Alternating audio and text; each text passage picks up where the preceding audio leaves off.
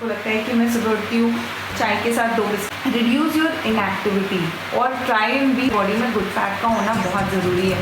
इसके साथ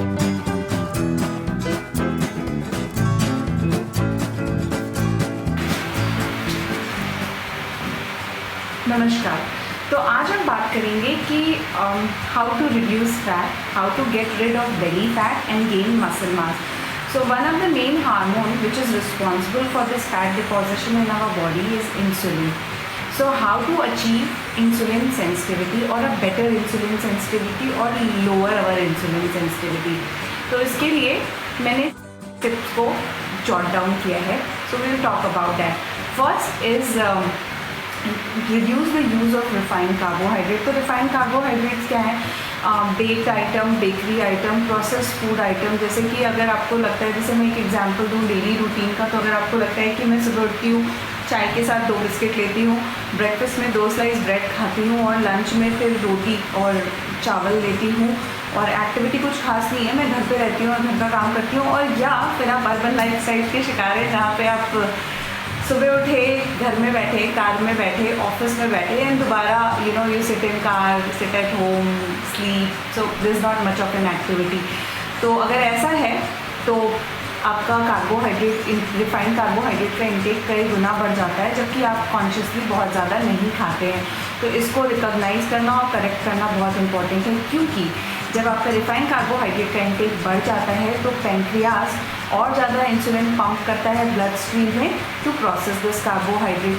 जब कार्बोहाइड्रेट प्रोसेस होते हैं इंसुलिन के साथ तो they get converted into fat because they are not being used up by the body. So the fat deposition will happen on your belly and you will grow in inches. So ये तो हो गई carbohydrates की बात. Second is you should know what is the right portion for you. So eat food, eat your meals in the right portion. तो right portion हर किसी के लिए अलग अलग होता है. What could be the right portion for me may not be for you और somebody else.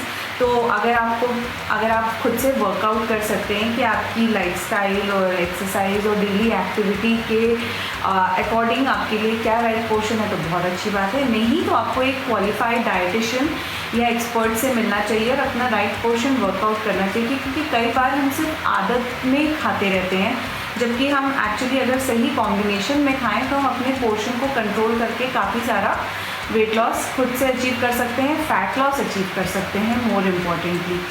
Third is reduce your inactivity और try and be more active. So most of you who are listening to this video may be the one who would go to the gym every day in the morning and do workout for 45 minutes, but the rest of the day you remain inactive because हमारा lifestyle ही ऐसा है. तो कोशिश करिए कि हर 30 से 45 minutes पे आप you get up from your couch and आप कुछ एक्टिविटी कर सकते हैं. तो skip using lift, use more stair, get up and move around the place. घर की चीज़ों में इंटरेस्ट लीजिए and move around.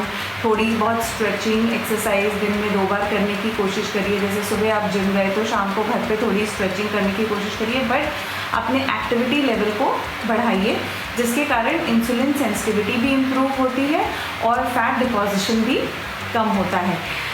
Fourth is uses of good fat. Good fat हमारी डाइट में बहुत इंपॉर्टेंट रोल प्ले करते हैं. First and most important thing is that apart from vitamin B and C, all the vitamins like A, D, E and K, these all are fat soluble vitamins. So इनके absorption के लिए हमारी body में good fat का होना बहुत ज़रूरी है.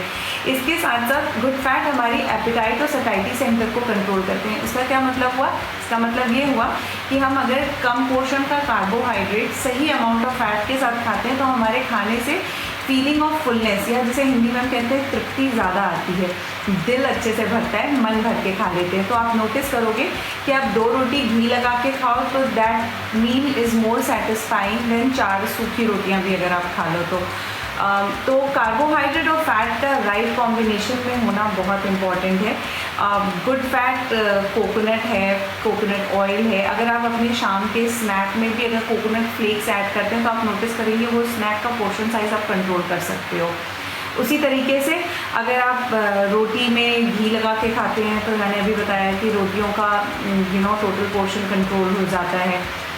बट अगर आप मेयोनीज, मार्जरीन, और न्यूटेला के फ़ैन हैं तो आप गलत कर रहे हैं, बिकॉज़ ये सारे ही प्रोसेस फैट हैं, ट्रांस फैट हैं और ये इंसुलिन को, हमारी इंसुलिन सेंसिटिविटी को घटाते नहीं, कई गुना बढ़ा के फैट डिपॉजिशन को भी बढ़ाते हैं और उसको खाने से हमें सेटिस्फेक्शन भी नहीं आता और क्रेविंग भी बढ़ जाती है।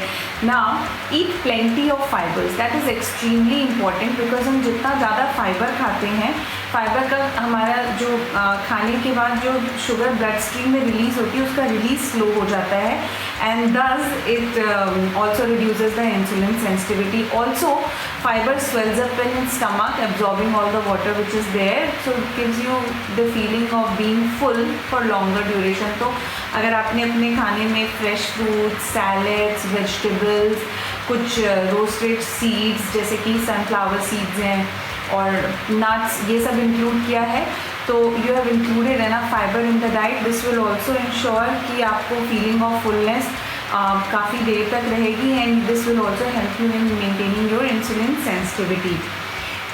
तो ये हो गई स्टेप्स जिनके थ्रू हम अपनी बेली फैट को रिड्यूस कर सकते हैं, ओवरऑल फैट डिपॉजिशन को कम कर सकते हैं, साथ ही साथ इंसुलिन सेंसिटिविटी को भी रिड्यूस कर सकते हैं और प्री डायबिटिक कंडीशन से बच सकते हैं। इस वीडियो के एंड में मैं हमेशा की तरह आपके साथ एक सिंपल सी लेमन टी की रेसिपी शेयर करूंगी with a twist which will not only help you in mobilization and oxidation of fat but also improves your immunity, which is very important while we are going through this pandemic कि हम रोज़ कुछ ना कुछ नया करें अपनी immunity को अच्छा रखने के लिए। तो until the next time, take care you all. Thank you.